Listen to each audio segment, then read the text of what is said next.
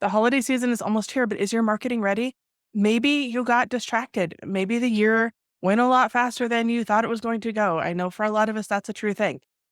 But if you haven't started your holiday marketing and you're feeling a little behind, let's talk about how you can kind of do a speed run, a really fast version of getting your holiday marketing ready so that even on an abbreviated timeline, you can still get some good results at the end of the season. My name's Gwen. I'm a marketing strategist. I focus on integrative marketing, meaning your email and your social media and your SEO and your website, everything working together to give you better results. So when I'm talking about how to set up your holiday marketing right now, we're actually going to be covering your email, your social media, all of the things that you need to take care of so that you can have a successful holiday season, even if you're getting a late start. The reason I want to touch on all of the different pieces of your marketing is that your audience doesn't just hang out in one place.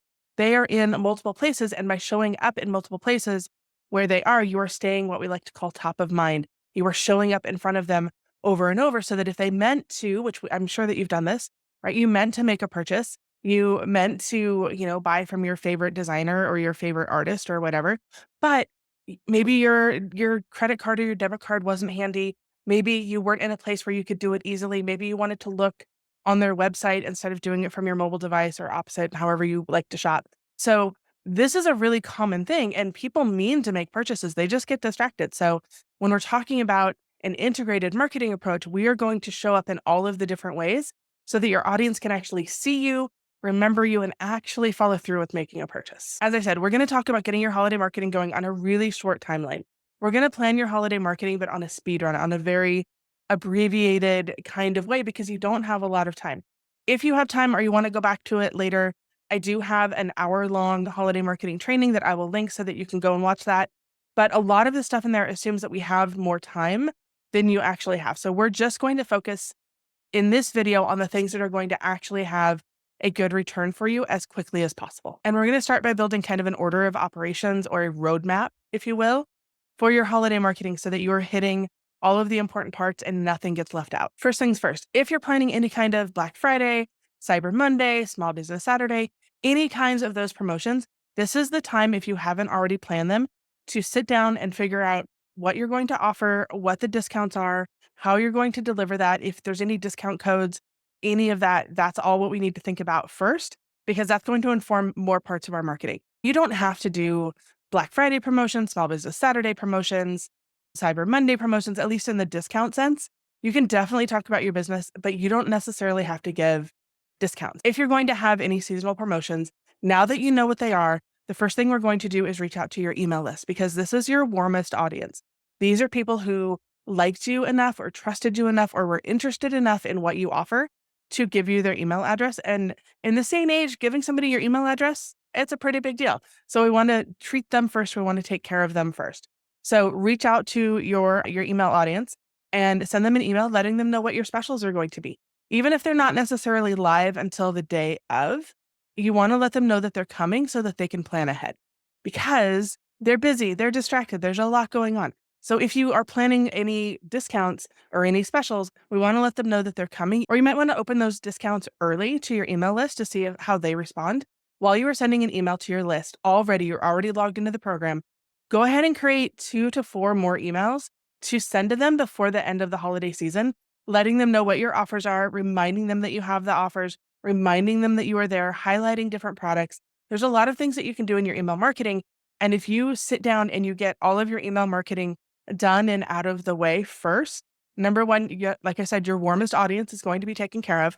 But also, you won't have to come back and do this because you will schedule these at the same time. So you can sit down now and write all of the emails that you need for your holiday season and just get them scheduled. And then you don't have to think about it again.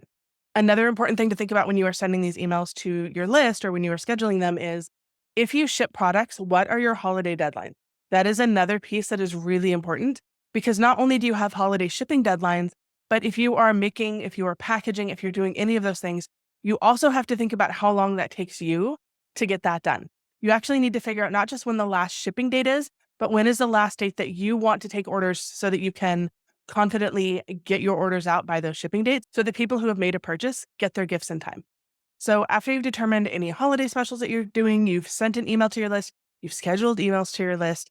Now we're going to turn to social media, because that is another good place that you need to be showing up between now and the end of the holiday season. When it comes to holiday sales, where is your audience? Which social media platforms are they using? Because that's where you're going to want to focus your time.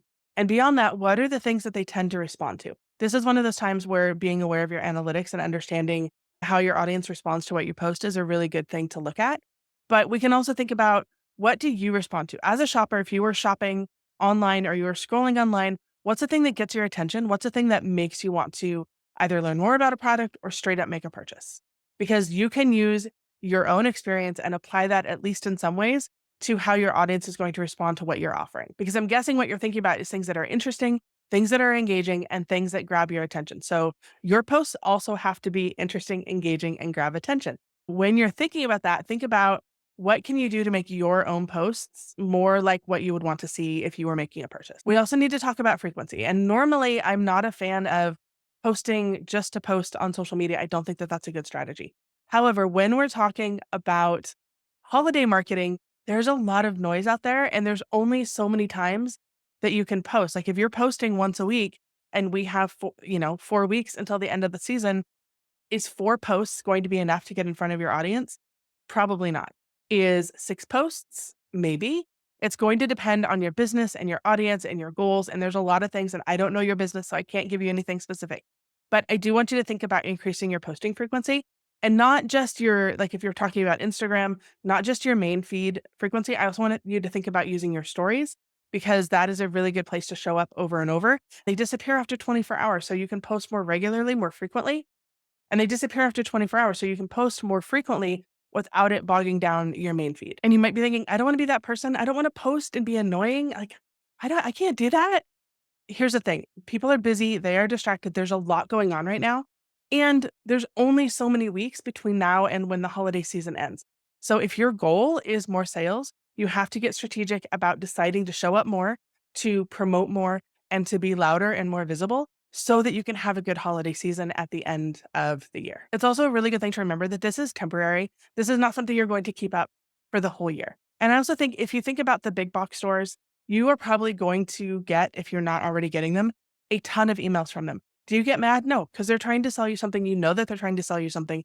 You're just going to delete the emails that you're not interested in. You're going to scroll past the posts that you're not interested in.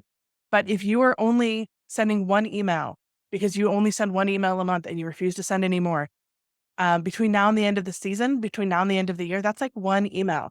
That's not going to give you the results that you want. If you're only posting twice a week on social media and you don't want to post more, that's maybe 8 posts, maybe 10 posts. And think about how many other posts are out there and being seen and being visible. This also gives you a chance to try different things. Again, we're on a really short holiday season here, so you don't have a lot of time to be as creative as maybe you would if you had started back in August, which is what I usually suggest when somebody is thinking about holiday marketing. I usually suggest start planning it in August so that we're not doing this abbreviated speed run. But this is where we are, and this is what needs to happen so that you can have sales. Because that's what I want for you. I want you to have a successful holiday season, even if you're getting a late start, even if you're not sure what to do. So number one, start with your email list. Get them written, get them scheduled so that you don't have to think about it, and then move on to your social media.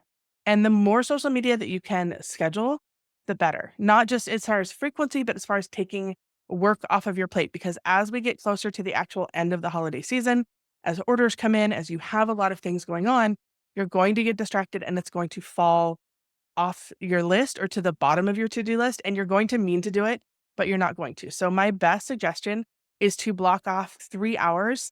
I don't know if you have to go to a coffee shop, a library, lock yourself in a closet, whatever. Give yourself, for your business, 3 hours to speedrun plan your holiday marketing, get as much written, get as much done as you can, so that you can get it scheduled, so that you can focus on other things as we go into the holidays. Because yes, you're a business and you're trying to get holiday sales, but also at the end of the day, you're a person, and the holidays have a lot of meaning, and they have a lot of tradition, and they have a lot of activities that we also have to keep on top of. In addition to running our business, we also have our life. So my goal in helping you or encouraging you to get this done now and not wait and not try to do it by the seat of your pants, or, it's a Wednesday, so you're going to post something, but you don't know what. I don't want you to have that stress. I want you to have this taken care of and off of your plate as much as possible, even if you are getting a late start to your holiday marketing. That's all I have for you today. If you have any questions, if you need any suggestions, just drop them in the comments. I'm more than happy to answer them for you.